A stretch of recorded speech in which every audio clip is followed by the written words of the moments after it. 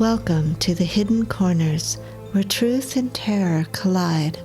Discover a realm where the lines between the living and the supernatural blur as you embark on a journey to the paranormal and visit the mysterious hidden corners of your mind. From haunted houses to cryptic dreams, psychic abilities to ancient legends, the hidden corners unlock the secrets that lie hidden within the shadows of our consciousness.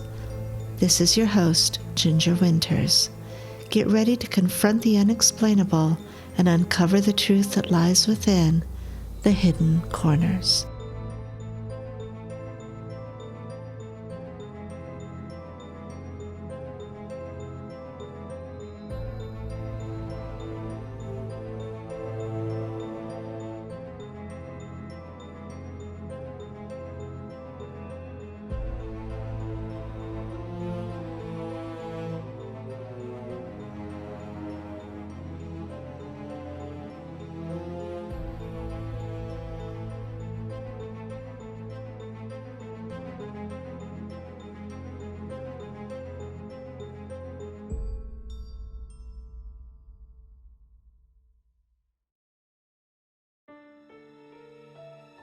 Time does not always exist in the hidden corners of your mind. We are creatures of habit. We follow the same routine day after day after day. We wake up, make coffee, brush our teeth. These moments of familiar routine are comforting. They keep us at a normal pace.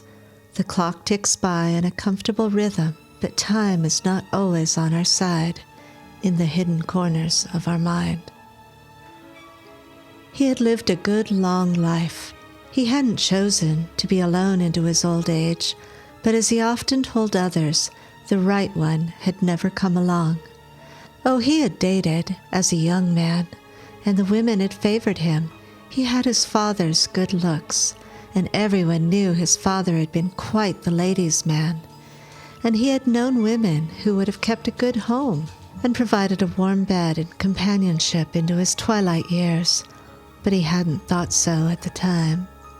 So he found himself alone now, a creature of habit, comfortable in his routine.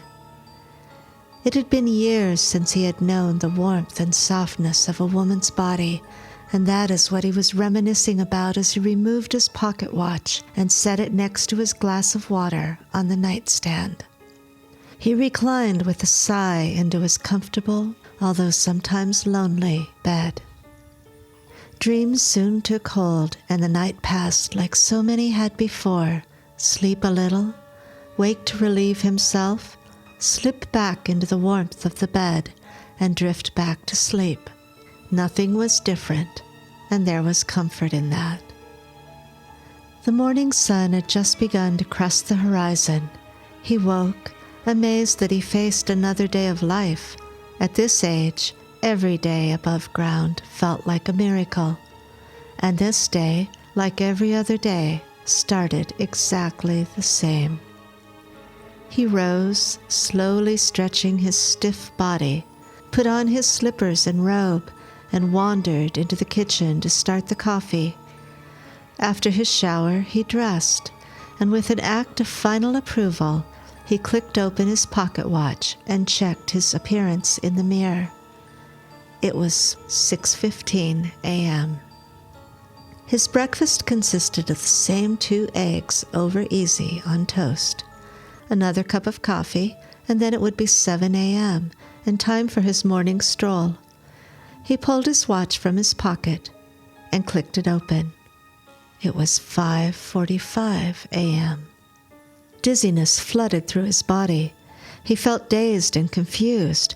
Had he misread it? Had he woken an hour earlier than usual?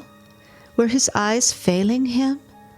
No, the pocket watch that fit so perfectly in his palm and had been his trusty companion for over 70 years now read 5:30 a.m.